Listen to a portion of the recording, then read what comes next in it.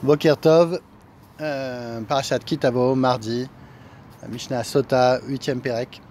Nous allons parler des exemptés de la guerre, des gens qui ne sont exemptés pour aller à la guerre, et du cérémonial qu'on faisait lorsque on allait à la guerre, donc les encouragements du Kohen Mashwar.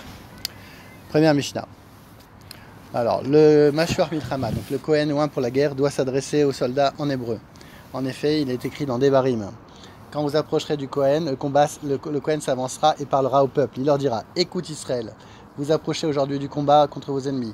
Que votre cœur ne soit pas lâche, n'ayez pas peur, ne soyez pas troublés, ne tremblez pas devant eux, car c'est l'Éternel, votre Dieu, qui marche avec vous, afin de combattre pour vous contre vos ennemis, en vue de vous sauver.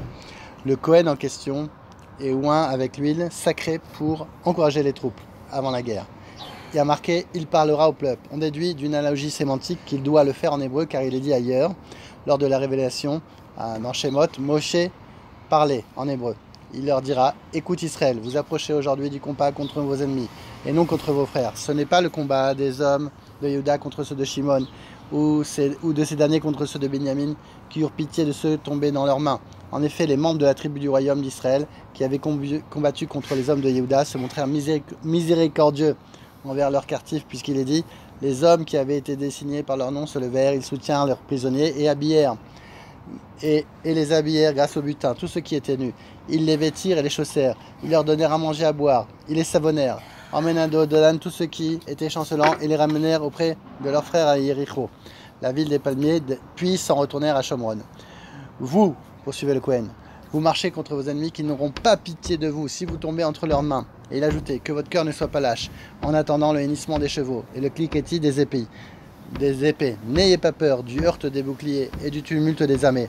Ne soyez pas troublés par le son des corps, du chauffard.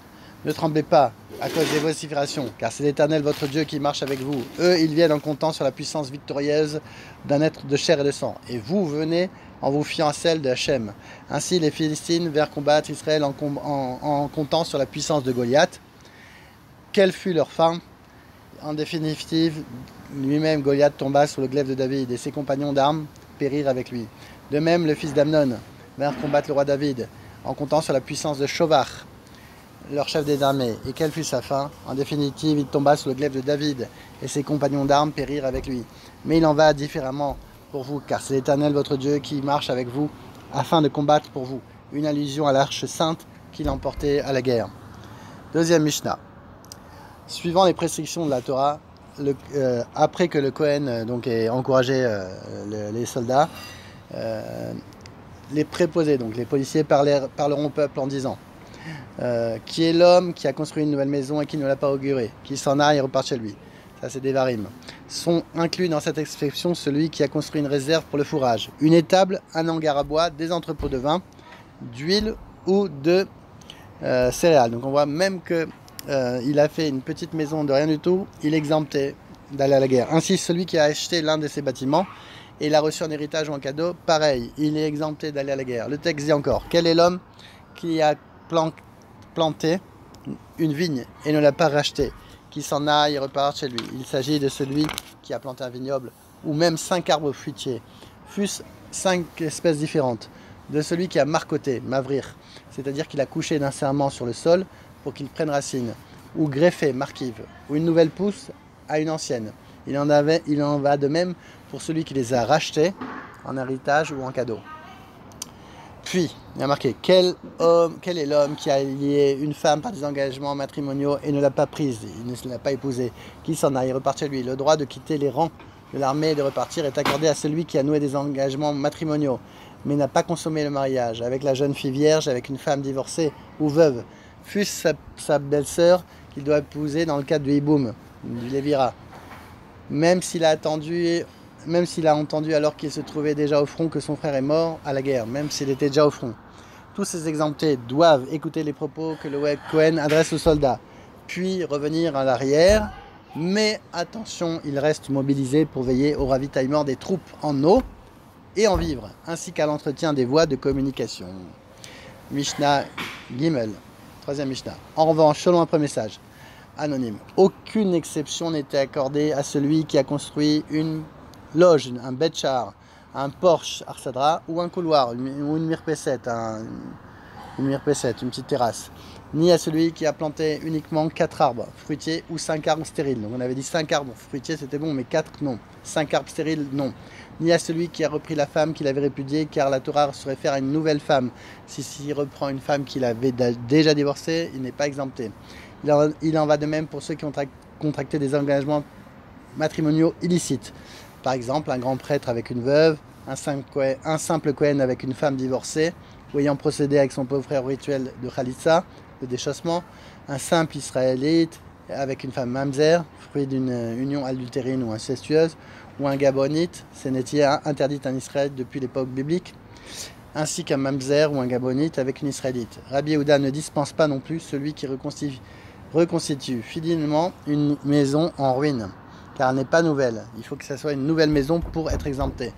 Selon Rabbi Eliezer, celui qui construit une maison de briques dans la vallée de Sharon ne bénéficie pas non plus de cette exception, car elle n'est pas stable dans cette région à cause du sol sablonneux, et elle risque de s'écrouler. 4e Mishnah. Et voici ceux qui restent chez eux, sans être obligés de se rendre à la frontière et d'attendre d'être exemptés par les proposés. Celui qui a construit une maison et l'a inaugurée, mais ne l'a pas encore habitée une année entière. Même celui qui a planté une vigne et a racheté ses fruits est dispensé jusqu'à la fin de la 4e année. Enfin, celui qui a épousé une femme qui lui était attachée par des engagements matrimoniaux, ou sa belle-sœur dans le cadre du hiboum est libérée durant une année entière de toute obligation militaire. Pourquoi une année?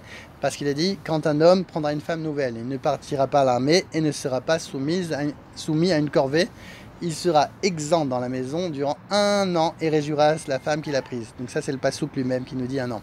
L'expression dans sa maison est apparemment superflue. Il vient nous dispenser de celui qui a construit et inaugurer sa maison mais ne l'a pas habité une année entière. Le verbe sera inclus dans la même exception, celui qui a planté et racheté sa vigne sans en tirer profit. La formule « et il réjouira sa femme » se rapporte, suivant le sens du texte, à celui qui a célébré les noces depuis moins d'1 an.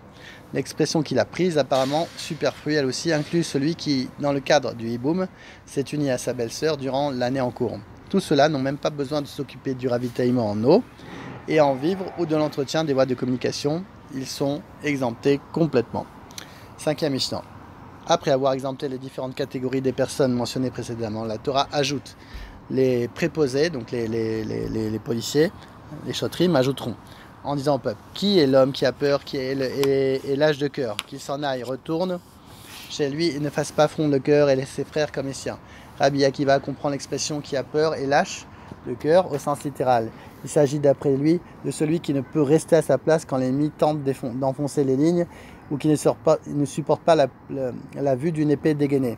Rabbi aussi à Galilée, le Galiléen, l'applique lui à celui qui a peur de mourir à la guerre à cause de ses transgressions, de ses avérotes.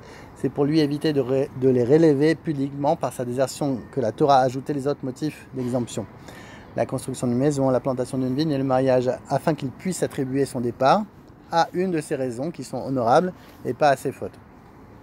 Selon Rabbi aussi ben Khalafta, celui qui a contracté des engagements matrimoniaux interdits par la Torah, un grand prêtre avec une veuve, un simple Kohen avec une femme divorcée, ou ayant procédé avec son beau-frère au rituel du déchaussement, un simple Israélite avec une mamzeret ou une gamonite, un cinquième mamzer ou une gamonite avec une Israélite, est inclus dans l'expression qui a peur et l'âge de cœur, donc ceux-là aussi seront dispensés. 6e Mishnah, et poursuit l'écriture. Lorsque les proposés, les shotrim, auront fini de parler au peuple et que ceux autorisés à quitter les rangs auront été renvoyés, on établira des chefs d'armée à la tête du peuple, ainsi qu'à l'arrière pour empêcher la fuite des soldats fermant la marche. On place des hommes forts à l'avant-garde pour relever les guerriers tombés à terre et renforcer le moral des troupes, et d'autres à l'arrière, munis de barres de fer, autorisés à frapper les cuisses de tout soldat cherchant à s'enfuir.